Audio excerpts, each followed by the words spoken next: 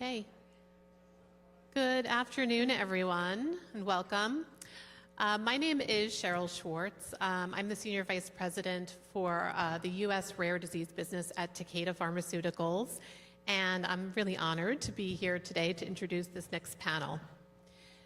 We're here today because we all share a common purpose, and that's to bring a brighter future to rare disease patients, their families, and their caregivers. I think we can all agree that there's never been a more critical time for patients, caregivers, and leaders from industry to advocacy, like all of you here in the room today, to come together to help empower the rare disease community. So a huge thank you to the Boston Globe for bringing us together to listen and to learn and to collaborate. Each of our unique and diverse backgrounds allows us to bring something tangible to the table to drive meaningful change for the rare disease community. At Takeda, for more than 70 years, we've never lost sight of the burden of illness associated with rare diseases, and we have been committed to addressing difficult-to-diagnose rare diseases with high unmet needs as we pursue treatments to make a positive impact for patients now and in the future. And this is something that is very near and dear to my heart. We actually have more than 25 globally approved treatments for different rare diseases, which is amazing. And about 60% of our pipeline, in addition to many of the other pipelines of people represented in this room, also address rare diseases. So it's an incredible time from a science and technology point of view. But our support for the rare disease community also extends beyond delivering therapies and medicines. And we're actively working with partners, many of you are again in the room, to improve the standard of care and to dismantle barriers faced by those living with rare diseases. And that really begins with a timely and accurate diagnosis. So I think we all are aligned in the fact that we do this for the patients because we believe that they deserve answers and a path forward for a full life. So this next session, which I'm very excited to introduce, is called Extraordinary Journeys, Children and Rare Diseases, and really embodies the mantra of putting patients first. So you'll hear the stories and unique challenges children living with rare diseases face, and the incredibly important role the caregivers play. So now it's my pleasure to welcome Kara Baskin from the Boston Globe, who's going to be moderating our panel today. Enjoy. Hi, everyone. Thank you for coming. Hi, Rachel. Hi, Dr. Yu. Hi, Gabby. Maybe we could start by talking about each of your, Rachel and Gabby, your extraordinary journeys from your own perspectives, and then we could talk a little bit about what the illustrative lessons from your journeys are, but maybe you could just be kind enough to share a little bit about each of your stories with the audience. Whoever wants to go first, happy to. All right. Well, thank you so much, Kara. Thank you so much, Cheryl, and to everybody who's put this amazing day together. It's been really fantastic so far, and I'm really thrilled to be able to contribute to the conversation. So, as Kara said, my name is Gabi, and I have a 12-year-old son, Elliot, who lives with a rare genetic epilepsy disorder called SCN8A, a sodium channelopathy disorder. There's less than 1,000 people in the world who have been identified with this disease, and we're learning more and more about it, but that's only because of the activism of patient and caregivers, which we know you've experienced that firsthand. You've experienced that it's really upon the families to move forward. You know, there's more than 800 genes associated with developmental and epileptic encephalopathies. And so for my son Elliot, that looks like when he was diagnosed at 1.5 years old, I Googled his disorder, and Google said, we have 0 results for you. So there was nothing. So we really had to build it from scratch. And today he is 12.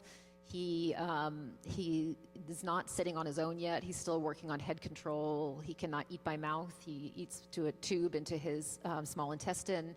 He's essentially blind and does not have a lot of intentional communication. So for us, it's a lot of doing 24-hour care and really trying to figure out how we can get him what he needs as best we can, and help him on this journey, you know, of seeing, 10 different subspecialists and managing many, many different things. So, Rachel.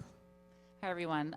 Just want to echo Gabi's sentiment. This has been really wonderful to be a part of and to at such a high level talk about rare disease in such an important time and space. So my name is Rachel Bennett. I have a son who's also 12. His name is Henry. So for so long, Henry was a mystery to us. He was in and out of the ER. We navigated medical providers, multiple diagnoses. And it wasn't until 5 that we figured out that he was on the blindness spectrum. He had a condition called CVI, cerebral visual impairment. And now, along up to finding that diagnosis, we also realized that he had a highly rare genetic variant of the ASTN1 gene, which is responsible for neuron migration during fetal brain development. At that time, the geneticist said it's unknown significance because there's no research or anybody known to have this variant. And I was like, he can't just be a mystery. He can't be a unicorn. That's not my son. But in fact, he is. He's still the only one documented. And so we are going through a time of raising a child that we have a totally uncharted path. We really have to cut the path forward for him. And in his 12 years, it's been new diagnoses after new diagnoses. Just last month, we got 2 new ones. And so to raise a child with such a rare condition, and even just getting that diagnosis of the ASTN1 gene variant, it's just the start, because how it manifests and how he lives his life and all the conditions that we have to navigate is where the work really comes in and where the care we need. But once we figured out that he has CVI and he's on the blindness spectrum, we were finally able to understand what access looks like for him. He had so many hard behaviors, and what learning looks like for him. And it's one of those life-changing diagnoses that really helped improve his path and hopefully his quality of life outcomes. But we'll talk more about that. We should say, too, Rachel's story appears in this week's Boston Globe thanks to Kara. magazine. Thank yes, you for the you can great learn article. more about Henry. Dr. Yu, maybe you could situate us a little bit in 2025. Where are we in terms of discovery, research? There's a lot going on in the world right now in terms of news about research and funding, but what is there room for optimism? Great What question. do you think? So, first of all, it's a pleasure to be here, Kara. Thank you so much for the Thanks for invitation being and here. for hosting us. I'm a geneticist at Boston Children's Hospital, and as you point out, Kara, it's 2025. How are we doing? Yeah. What's the score? I'll take us back, say, 20 years ago. In our field of pediatric genetics and neurology, we saw a lot of children like your 2 boys. And we were really working with these kids. We had some medicines at our disposal. Some of them have amazing benefits for some children. Many of them don't work very well for way too many of these children. And we were working with these conditions with children who are presenting with vision problems, with seizures. We were really working with one hand tied behind her back. Because at that point, 20 years ago, we're talking around 2005, the human genome had just been completed, and we had one draft sequence of one individual, or effectively one individual, but we hadn't yet generalized that to help understand boys like yours.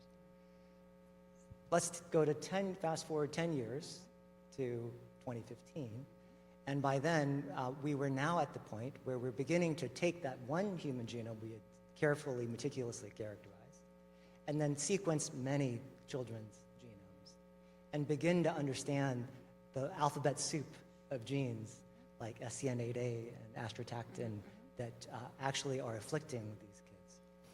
And now here we are in 2025, fast forward another 10 years, and we're on the cusp of beginning to see some technologies finally mature that can actually correct the misspellings that occur in the alphabet soup, that actually can get us a path towards scientifically creating treatments, or at least imagining treatments for many of these kids. So that's where I'd like to put us sort of scientifically. I'd like to lay down the gauntlet and say, well, okay, so the science, we've got a lot of amazing tools at our disposal. We now know the names of these conditions. What are the challenges? The interesting part now is that the science still needs to be improved, but it's really gotten quite a bit of the way there. What we really need are interesting and innovative business and regulatory mechanisms to actually apply the science to conditions like those affecting these kids. Because what we're finding is that there are so many of these conditions that it would take decades to actually go one gene at a time to correct every single one. But we are at a point where these things are possible, and we can have very productive conversations with families like these about how to try to move forward. You know, I just got this, I wasn't even sure if we were going to take audience questions, but this is such a great question that I think ties into everybody's story a little bit. And they say, how can we improve the speed of diagnosis in a way that minimizes stress and hardship for patients? And, you know, maybe each of you, Gabi and Rachel, could share a little bit that, you know, the purpose of this panel is extraordinary journeys. It's a journey. Maybe you could share a little bit about what you learned along the way, each of you, and then maybe Dr. you could, how do we speed this up for a parent who might be at the very beginning of their journey? I think the first thing that every medical provider can do to speed up the diagnostic process is to stay curious, because there's been several along Henry's path that weren't, that, you know, kind of said, oh, he just has behavior issues. Well, what is the behavior communicating? Well, clearly it was communicating you couldn't access his world. Or, you know, other providers, he just didn't fit into any box. And so I think if that curiosity is so critical to support the diagnostic journey for my son. But also, very early on, I felt like I had to be the one to know all the questions to ask and to know what the referrals were, even though I had no idea. And I still have no idea. And so I think if somehow we can help parents navigate this journey of a complex kid, a kid who's a mystery, a kid we need answers for. Yeah, I totally agree. And I think events like this that help tell stories and to general public as well as, you know, a wide array of players in the field helps to bring things like cerebral visual impairment and rare epilepsy disorders like SCN8A and these other developmental and epileptic encephalopathies into the light so that people are more aware of them. And frankly, you know, for these rare epilepsy disorders, if we could have more people who were curious and more pediatricians, for example, who were trained in what to look for in epilepsy, because almost every family I talk to on their journey says, we were turned away, said, oh, you're just worried, it's your first kid, you don't know what you're thinking, it's fine, they'll catch up. But my son was having, you know, infantile spasms for months that went untreated, which are an incredibly dangerous emergency that went untreated because there wasn't that sense of curiosity and that sense of, I don't know what's happening, but let's find out. Right. And we were just talking, both of our kids had normal APGAR scores when they were born, and both our kids are quite complex. Right, Pam is like, what is that? And also, we're talking about newborn screenings. We don't have a standardized vision newborn screening. Imagine all of the conditions we could find, including, you know, CVI and others, because sensory access is such a huge, important, critical piece for the quality of life outcomes for our kids. Maybe, you know, Dr. you can chime in, because I don't think any doctor sets out not to be curious or not to want to help people, but what ends up happening is parents feel frustrated or dismissed, and, you know, to this person's question, you know, how can we minimize the stress and speed things up for parents? So what would you say to that? I think that what we've seen and what your boys both went through was a really difficult growing up period in the field of genetics that we're still actually not out of. We're still in an awkward phase. I have the privilege of working both as a physician and also a scientist. I have a team of about 20 folks that work on trying to advance applications of genetics to treat kids like yours. Scientifically, I think we've seen that genetic testing to get to the roots of these problems is something that needs to be applied early and quickly, almost without thinking. The moment that a child begins to go off course and certain key trigger symptoms are discovered, I think in 2025, rapid testing, genome testing, is clearly the scientific path. Now, I can say that easily and cleanly as a scientist. As a physician, though, the medical world changes a little bit more slowly.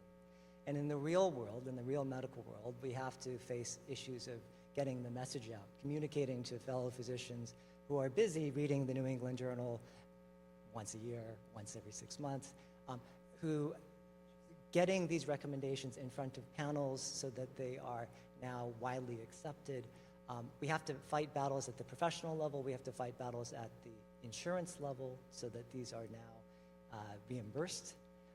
And instead of having families run through a gauntlet of primary care doc to developmental pediatrician to neurologist to geneticist to then genetic counselor, we need to be able to do this much more quickly. I think that we are working on that, but we still are in this awkward phase. We're not there. I'll just add in, I think that there's, a lot of things like newborn screening get held up because of cost impediments, right? But the reality is that there's a lot of money that could be saved if we do this. So I think there's a strong argument that could be made that things like newborn screening and early genetic testing for known disorders, even if there aren't treatments yet, because as we know, only 5% of rare disorders have any sort of treatment, and so because that also gets families access to community, to groups like, CVI Now and Perkins School for the Blind, or my patient advocacy group that, the International Sunny Alliance that helps families, or Deep Connections, which we provide support to rare epilepsy families on their journey, whether they have a diagnosis or not. And those are life-changing when you can be in company with people who understand what you're going through and you feel less alone in the world, because these diagnoses are extremely isolating. Well, that's a really good point. And Rachel, I'm going to get to you because we talked about this in the story that you're featured, that you are the story. You're not featured. Your family's story is the story about finding community and finding support and, bringing out the good moments amid all of the hard and tiring moments. And how do you find community, especially if you're not quite sure yet what's going on with your kid? What did you do? I felt very alone for a very long time. I thought I did something wrong. It's a really lonely journey. And I work with two incredible colleagues, both are rare disease parents. And we talk about this all the time, And it wasn't until I learned about Henry's CVI that I found a CVI community, and I felt like I found my people. I could lean on them, I could ask all my questions, and it helped me get on a path to understanding my son so I could be the advocate and the parent that he needed, because it is one of the most heartbreaking things to try to parent a child that you don't know what they need or you don't really know them. And so that's been, community is everything. It's everything. This is the challenge of a lifetime to raise our kids, and when we think about parenthood, nobody talks about parenting, kids with disabilities or medically complex needs at all. And there needs to be a narrative around that, and we need to be able to talk about the hard stuff, because there's so much grief that comes with it, because we love our kids so damn much. And so we just got to be able to talk about the hard stuff to find the joy. Where did you go for community as the diagnosis and the process was evolving? I built mine. Yeah. How did you do it?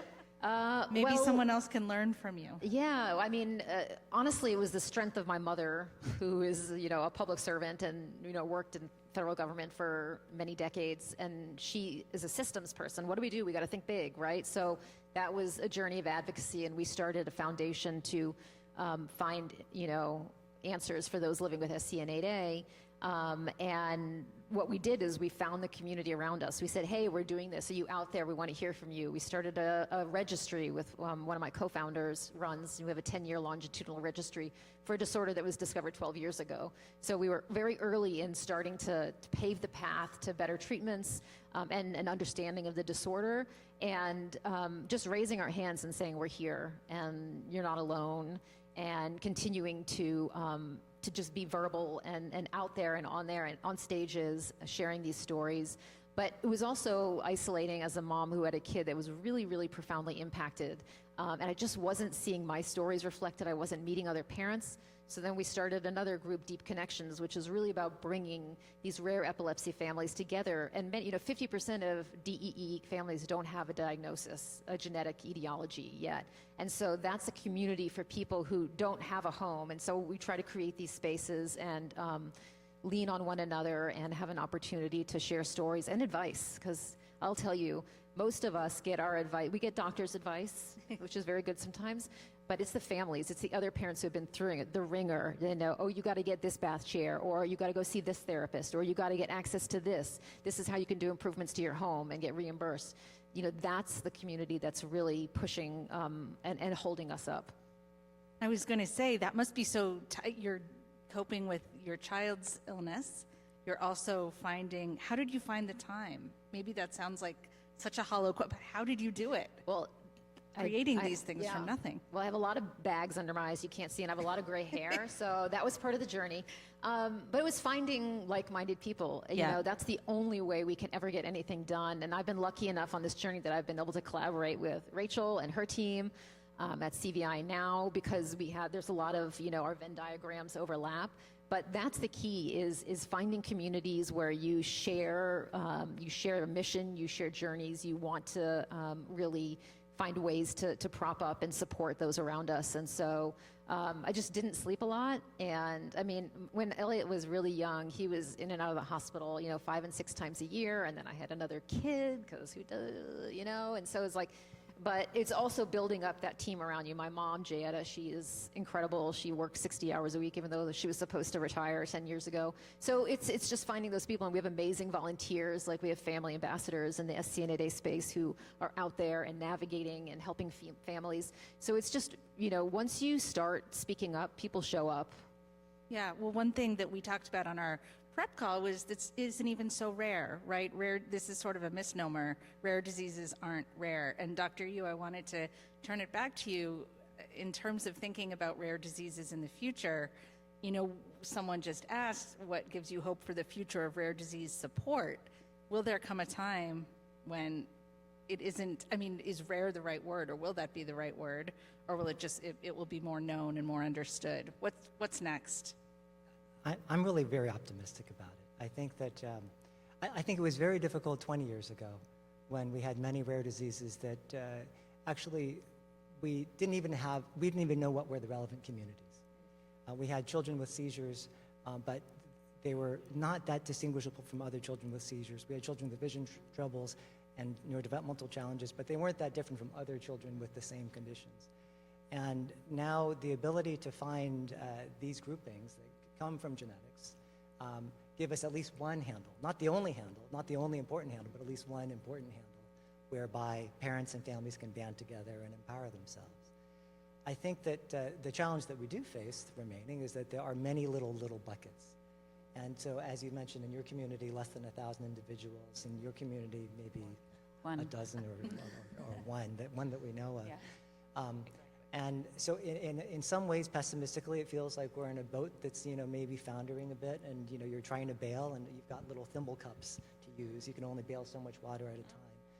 I think that what we're working on as a community is finding ways to group ourselves together, organize ourselves in bigger buckets, so that we aren't suffering from the neglect of being the ultra rare, the last group that anyone thinks about. And I think that one of the messages that we've been really trying to push is that genetic diseases, on one hand, there's power in self-identifying around a gene, but then we have to band together as a broad community, NORD, Global Genes, folks in the audience. These are genetic conditions that happen to have subclades according to gene, but there are common approaches that we can take towards managing them and treating them. And companies can organize around those common approaches in a way that takes little thimbles and turns them into bigger buckets. Right? Our research group works on a particular kind of strategy for treating genetic diseases that's a bit boutique. It only affects about 10 to 15% of, it's only applicable to around 10 to 15% of individuals with a given genetic disease. But that's 10 to 15% across all genes. So that's a different way of scooping water out of the bucket. It doesn't matter what gene you have, it depends on the type of mutation you have. So it's a different way of scooping water out of the boat and dumping it over the side that will help us kind of get to where we want.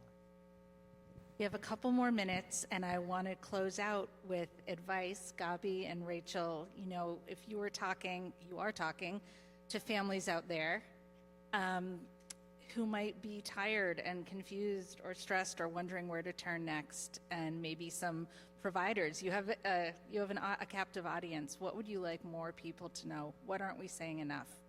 Either one of you. I'd love to hear from both of you, but either one can go first.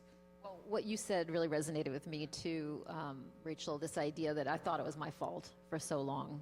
And I spent many, many years trying to figure out what I did wrong. And so I think a very early message is, this is not your fault. You didn't do anything wrong.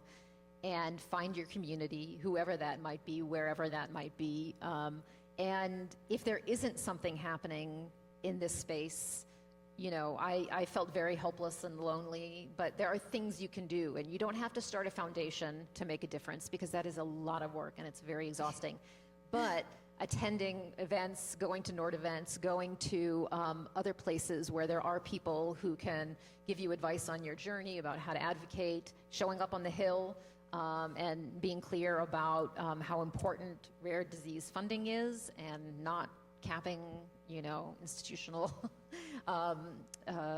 overheads, those kinds of things. So I think there's really a lot of ways to feel empowered. For me, on my journey, that made me feel like I was doing something and I was making a difference, because you know, my foundation was originally called Wishes for Elliot, because I was living out his wishes because he couldn't tell me what he wanted. Yeah. And so, you know, it was about doing something. I didn't know what medicine would work. I didn't know what therapy would work, but I was doing something for a legacy for my kid, to try to make the world better for the next generation. 30 seconds, Rachel. Oh, I want to say it's not you, it's just this hard.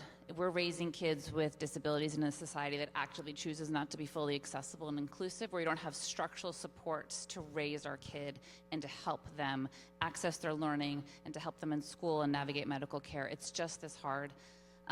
But also, you have, as parents, we have the most observational data of our children across environments. So if you feel like something is not right, speak up, share your story, talk, ask questions. And yes, you're going to have to learn a whole new skill set as a disability parent, and it's really hard. But you're also going to be able to find your whole self eventually at some point. You just got to work at it. Thank you all so much. Thank you, everyone.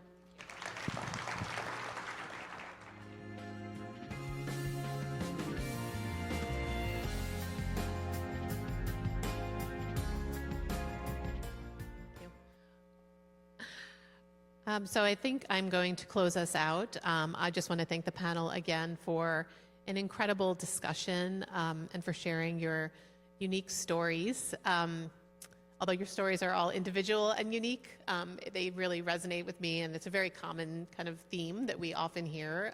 Parents and caregivers and physicians are you know, working every day with children specifically who have rare diseases. So thank you so much for sharing that. As we get ready for Rare Disease Day on Friday, you know, it definitely hits me as, you know, the theme I think I heard today was a lot about resilience and hope for the future. I share that hope, and I think that many here today do as well. So as we get ready for Rare Disease Day, I just sort of throw out to you all your own personal challenge of asking what you'll all do to support this incredibly resilient and tenacious community. And I also invite you all to stay and join me and all the panelists at the Networking and Nonprofit Partners reception this afternoon as well. So thank you all for your desire to make a difference. I hope you've enjoyed the summit as much as I have, and thank you very much.